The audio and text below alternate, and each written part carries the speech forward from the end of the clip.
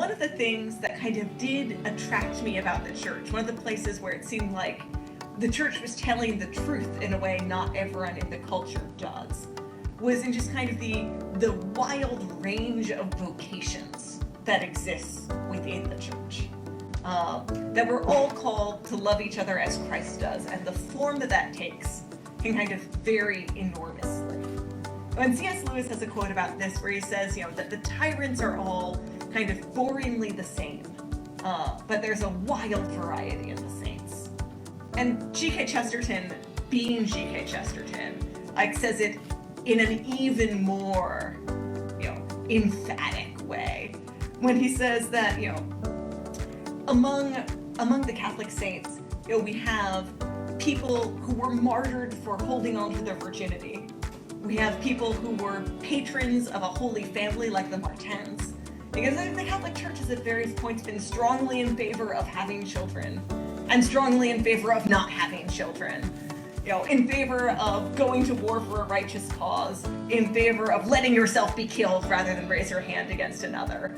And he kind of summarizes this, that these different virtues, he says, it has kept them side by side, like two strong colors, red and white, like the red and white upon the shield of St. George. It has always had a healthy hatred of pink.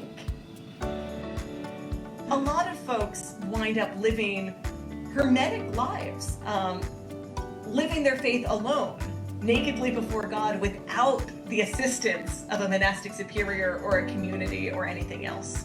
How can I kind of draw on my friends to pray together, to love God together?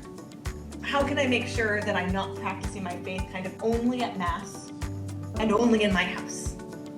I think one of the big gifts of just taking small things, whether they're solo prayer or larger events, out of our own homes and occasionally out of our churches, whether formally for processions sponsored by the parish or just casual things done among our friends, is that there are so many more people in the world that we're called to love that we're not encountering.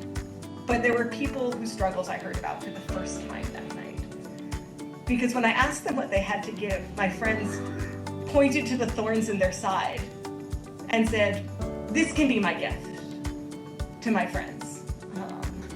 That's what I have to offer. I think that's, when we think about what it means to create Christian community, everything we offer to God for his people, he will make use of.